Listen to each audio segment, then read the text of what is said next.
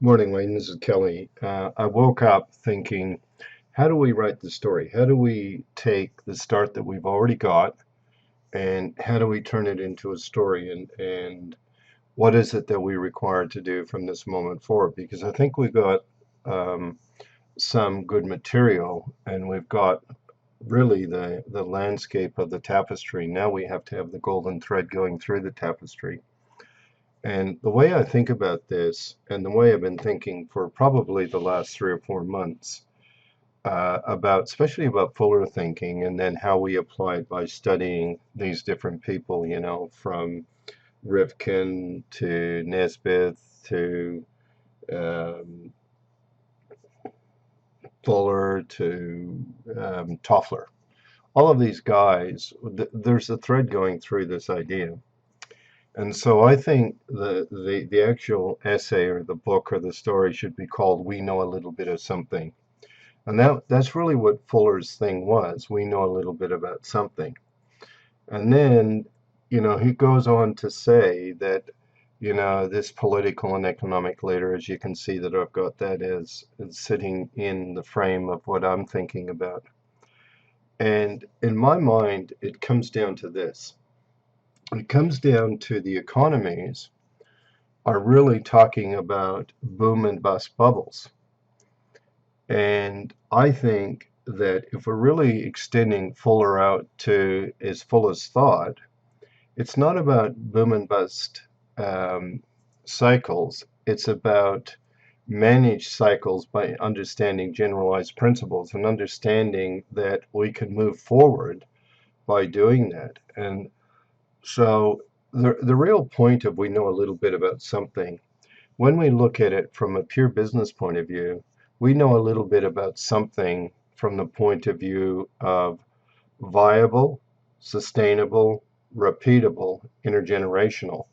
And I think that's important when we look at this idea that can it be viable, can it be sustainable, can it be repeatable, can it be intergenerational? And when you look at it from really two sides of a coin, I look at it from the side of the coin of production and the operation of any business or any small to medium or a SME, and even to the moment of, what role does a corporation play in today's economy? And I think the real issue of corporations in today's economy have really become governments and they have governance. And the real issue with that is we already have 180 governments, and now we're starting to get another 100 corporation governments that are actually creating these boom and bust cycles. They're just not that necessary. And I think that they serve their purpose, but their purpose is served. And so we now have to go on and say, okay, so where does it go from here? And I think it's really important to understand all the Internet of Things, as opposed to the Internet of Things are sensorial information gathering, bits of information. And so this Hue being design can now take its eyes to everywhere in the world whenever it wants through cameras. We can extend our touch, we can extend our smell, we can extend our taste, and we can do all of that via the internet connected to the Internet of Things, which are sensorial pads. That's really Rifkin without really saying it. That's what's going on. We've got this idea of these sensorial devices. They're not necessarily organic devices, but they are building this thing that goes on.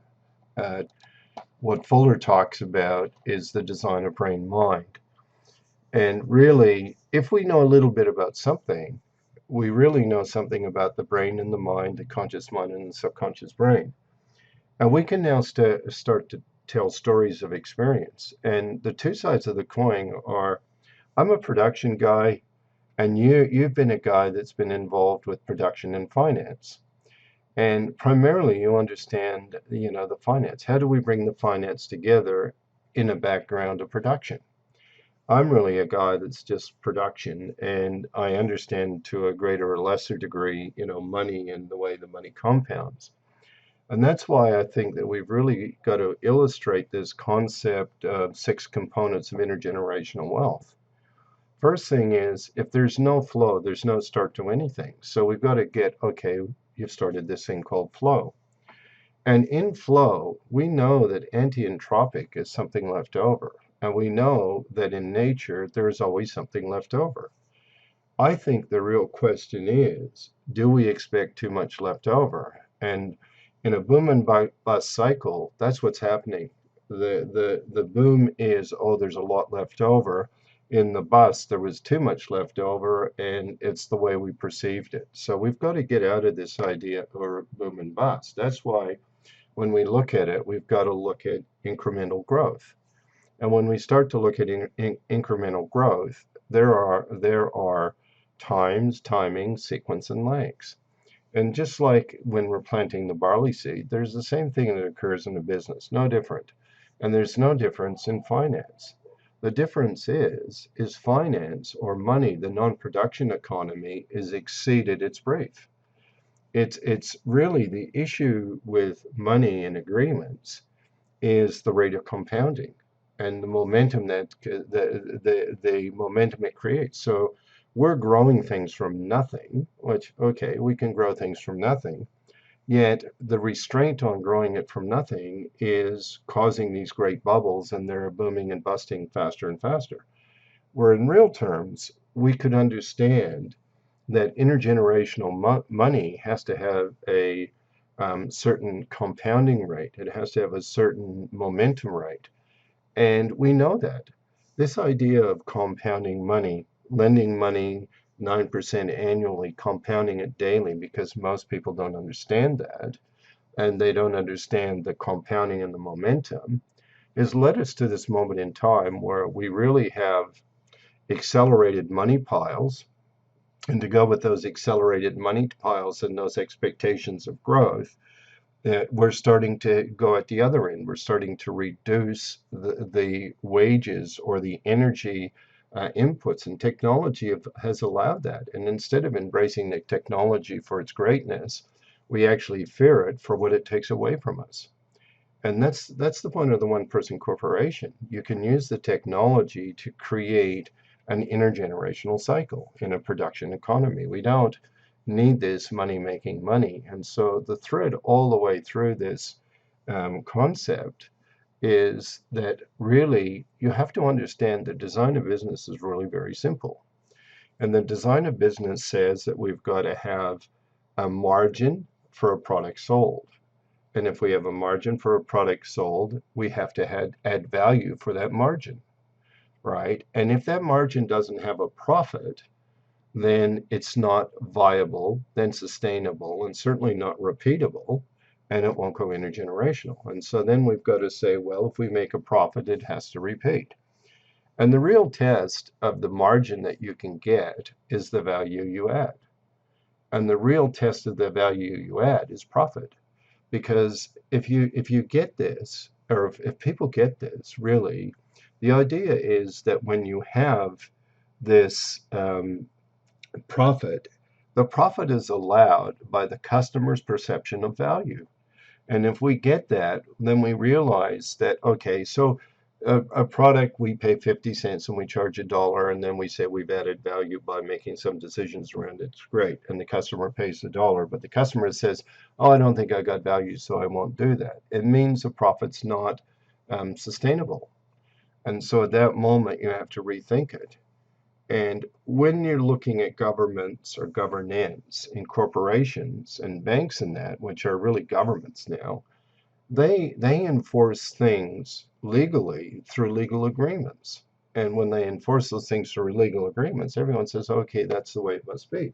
But really, why is it the way it must be? Why is it the way that it must be, considering that they do things like they compound the interest, and the way they compound the interest, they vary the rates. And they do that because they know a little bit about something from the past. And as they do it, and I just can't believe it. We listen, oh, the bank made $10 billion profit this last year, and they're going to have to increase their interest rates because they've got to do this for their shareholders and all the rest of it. Errant nonsense. What they really need to do is be there to serve their market, not their shareholders. The shareholders should be getting something from the value that's added. But how can you argue that value is added when really most of it is legislated and most of that legislation is one-sided? And really, that's why you have booms and busts. They say, oh, we're going to regulate this. Regulate it my ass. They're controlling it so that they can actually have money for the few, not for the many. And so it really comes down to, at that moment, is what Fuller was saying. He was saying about this political and economic leaders are not in control of what's going on. It's like we have to take accountability and responsibility. And when you look at that, that's the issue. Do you take accountability? Do you take responsibility? Or are you willing to be a slave? And what that means is, do I take a risk on how I live my life, how I live my abundant life? Or do I cry like a victim because somebody took advantage of me? Well, they took advantage of you because of your lack of knowledge, your lack of awareness, your lack of presence. And I know a lot of people will say that's not true.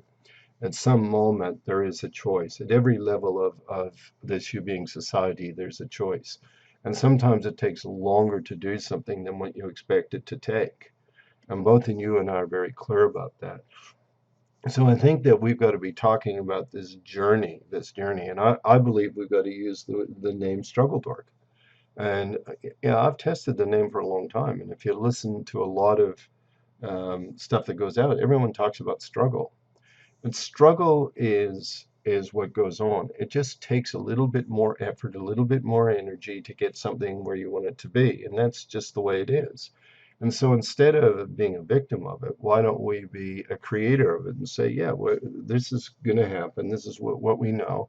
And our experience is that way. You and I both have experienced it. We've experienced the struggle of getting to a moment in time. And at that moment in time, we have a much different conscious mind. We have a very different awareness. We have a very different presence. So it's all well and good that we can quote guys like Fuller. We can quote guys like Rifkin or Nesbitt or Toffler. We can quote all those guys.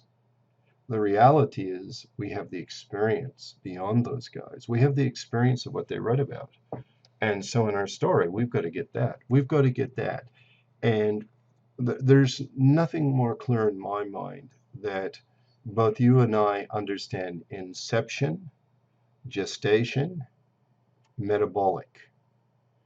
Right? We know that each seed has that. It's conceived in some moment. So you have your inception, and it comes along. You have this idea that you have this um, gestation period. And then when you get into this gestation to, oh, it's here in front of us. So you've got now this anti-entropic, whatever it is. And then all of a sudden we've got this idea that, we're here, we're now, what are we going to do? And I just think that all through this, we've got to really bring home this idea of brain, mind, subconscious brain. And we've got to be talking about that from a perspective of experience. We've got the experience. We can't be relying on these other guys to do that. What we can do is quote them and give them our experience of it. And I think that's very important. I think it's very important that people understand that boom and bust does not have to exist. Cycles do exist. We know that there are cycles, and we know that you're constantly having to do this ever more, ever less. That's what Fuller is talking about in cycles. And so as we do that, then we've got to take on the next challenging task. And so to me, the challenging task of this book is to tell a good story about we know a little bit about something, and then we start to drag the thread through it. And it's almost like two guys journeying through this idea of we know a little bit about something. And I don't think we want to be short about talking about our experience. I'm very happy to give experiences of the insanity of teaching people about unfair advantages and teaching people about, how to go out there and how to deceive somebody. I just don't think that that's what I want to be part of. And I don't even want my name associated with that. I don't want to be associated with NLP where I understand NLP where we have neuro linguistic programming and we know that yes, yes, yes, and yes, yes, and yes, and yes, yes, and yes. Eventually you'll get somebody to say yes. I don't like that. I think that that's a boom and bust cycle. I don't think it can do anything other than bust because it blows up, it inflates, and then sooner or later it'll go to deflation. And what we have to do is we have to say those are just normal cycles. So what do you do in an economy where there's an inflated pile of money and a deflated pile of wages? And that's what's going on. If we look at it, we observe that most of the jobs, the government's saying, oh, we're creating all these jobs. So good for the government. They're creating greater slavery by the jobs they're creating. And what I'm saying is that what's going to happen is people are going to have to take more responsibility for their ability to take care of themselves and their families. And with the internet and the Internet of Things, there's never been a greater opportunity to be part of something bigger than yourself, yet still manage yourself and still manage where you're at and make decisions for the well-being of your family. Make decisions from this moment forward. We don't need to go backwards anymore. We actually understand backwards. I think what we have to do is talk about the absolute tensile strength of agreements. We've got to say that as we go through, you have an agreement. And in business, you have agreements in your accounts. You have them in your agreements, your legal agreements. You have it in your education programs. And then finally, you have it in communication programs. And we've got to get people to understand that it's not just about sales. Oh, we pay our salesmen, it's great because our salesmen can trick people into doing something. But a salesman can actually destroy a business by the promises made and by the actions taken. And we actually teach salespeople to be deceptive. We teach them, straight line selling, ask and open, ask and close. And I'm not saying that at times you don't do that. I'm saying it's like all you do it for is you're taught to manipulate and get people into yes. Can I get you to yes? Yes, yes. Can I get you to yes? I think that's insanity. I think we can say, are we adding value? Can we do business? Can we repeat this business? Because it takes far less energy and far less activity to do that. And if we can get a story to get that across, and then eventually if we can get to the absolute value, I'm not about Uber. As far as I'm concerned, Uber is shifting sands. Uber is reducing the wages of an industry. It's taking the price of driving taxis down rather than dealing with the real issues. The real issues about taxis are they're too expensive for the people that can take them, and the people that really can afford to pay more, they do anyway. They don't necessarily take taxis, they take saloon cars. Uber is just technology shifting sand. I don't want to be technology shifting sand. I want to be a service company that says we're out there adding value, and we're adding value by making sure that in your community you've got the best practice, the best price, the best everything. I'm not about winning or losing. I think that's an insane thought. I think win-win is insanity. I think win connotates loss. I would rather say I'm going to be the best of who I am, the very best. And when I give you the best, if somebody else is better, please use that better person because it'll teach me to become better. It'll teach me to inquire. It will teach me to do something more. Win-win says, okay, well, we can both be mediocre. We can both take a win out of this and be mediocre. That's not nature. Nature is not mediocre. Nature doesn't say, let's contrive a win for you and contrive a win for me and everyone will be happy. No, why don't I be the best of who I am? You be the best of you, who you are. And all of a sudden we create a better situation. This idea that, okay, well, everybody wins. I don't see that happening. Worldwide, I see that concept of now we have a subjective win and an objective win. And the subjective and objective win most times are totally different. And so in this collective conscious mind that we have, a win for one person and the other person says, oh, I'm winning on that, it may not be a win. And I think if we did it and said we're the best of who we are, and we give the best of who we are, and that's important, I think that's got to be the thread through the story. The thread's got to be you don't need to boom and bust. You need to understand cycles, and you don't have to be a winner. You just have to be your best. And understanding that you have feedbacks, and when you really get that feedback is the single most important thing in a cycle. We're getting feedback now in the economic cycle, and we're ignoring it. We're getting feedback in the biosphere, and we're ignoring it. And we're ignoring it. Well, because you're going to win and I'm going to win. And, really, what we should be saying, is that the best? Is it the best for the winds of China to blow to Taiwan, or the pollution drifting all over the world? Is that really the best? Because the Internet of Things has made the world smaller, it's made it faster, and it's made our information even better. And so, at a conscious mind, can you make a decision? Ultimately, the one person corporation is to teach people how to think for themselves and how to get out there and do very well for themselves by being their best. And understanding that tomorrow they may have to do better. Understanding that there are cycles. Understanding that maybe what they're doing today may not be there tomorrow. But what allows you to adapt? What allows you to become something else? What allows you to keep forward on things? And in my mind, that's the ability to make a decision and then act upon the decision. If we can write a story along those lines, I know a little bit about something, I think we got half a chance. So this is a little experiment of mine for you, Wayne. It's by nowhere near complete, but and I think it's a start, and I think it's an important start. So with that, I'm going to say thank you, and let me know what you think once you've heard it. Thank you, Wayne. Bye bye.